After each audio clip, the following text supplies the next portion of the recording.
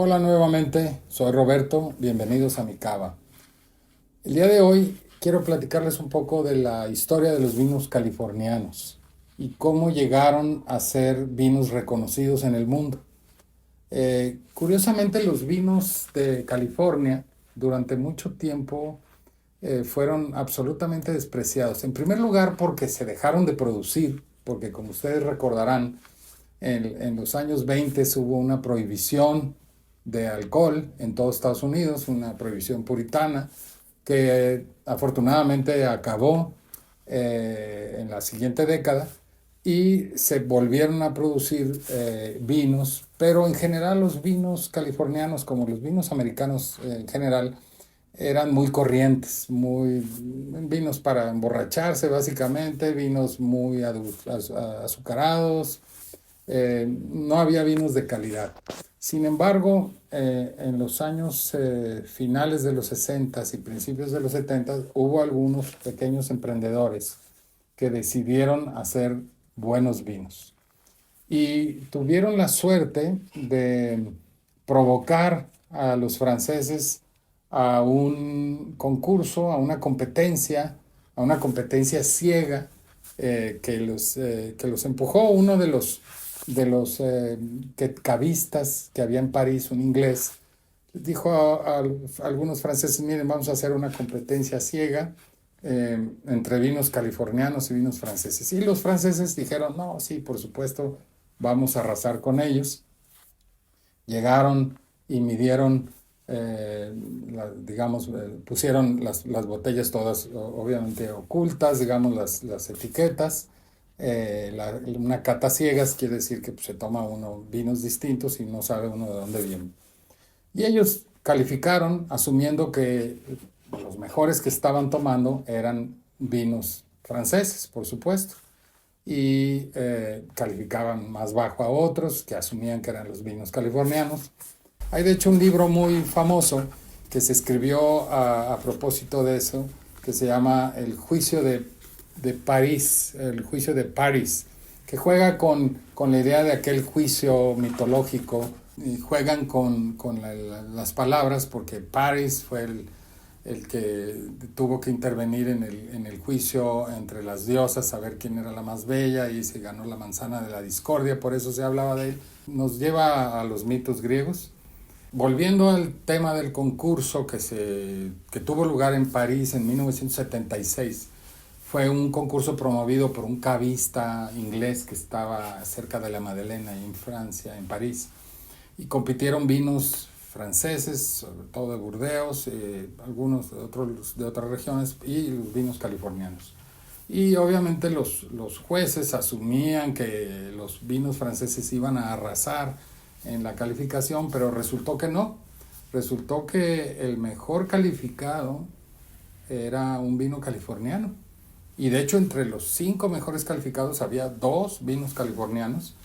Y les voy a mostrar, uno de ellos es de esta viñedo, Stack Sleep Wine Cellars, que está en Napa Valley, que tuvo el primer lugar. Y hay de hecho una mezcla entre este SLB y Fey, que es una mezcla que le llaman del cask, de la barrica más importante, donde mezclan estas, cask 43 si no me equivoco, y es de donde es el mejor vino de este viñedo.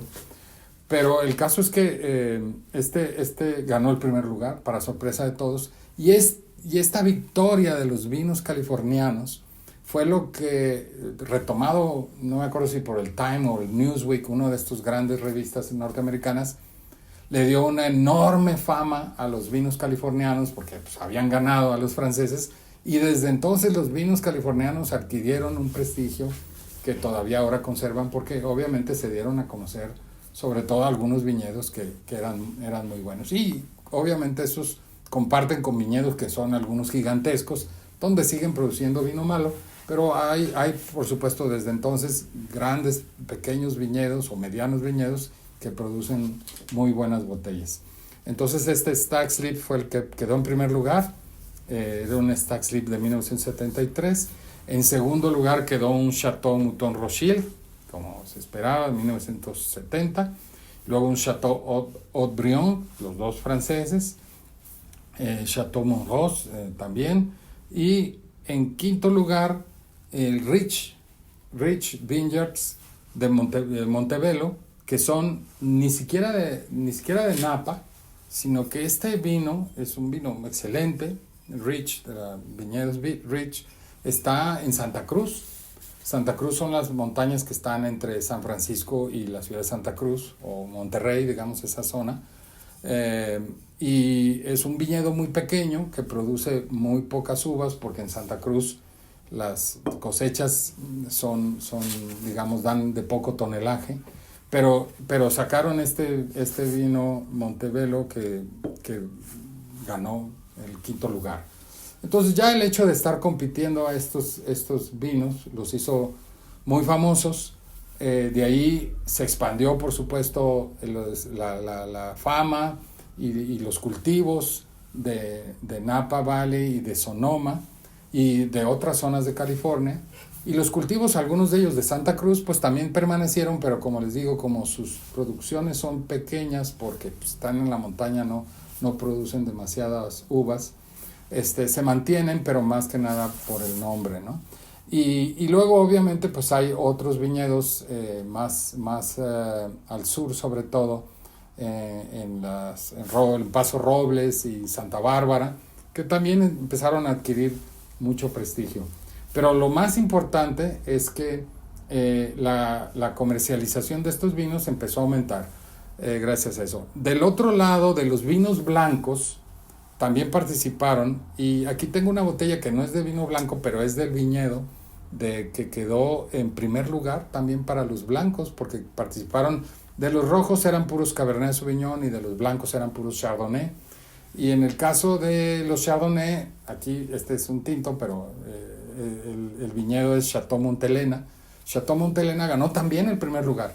O sea que los dos vinos que quedaron en primer lugar, tanto de Chardonnay como de Cabernet Sauvignon, eran californianos. Y eso obviamente catapultó y a grandes ventas.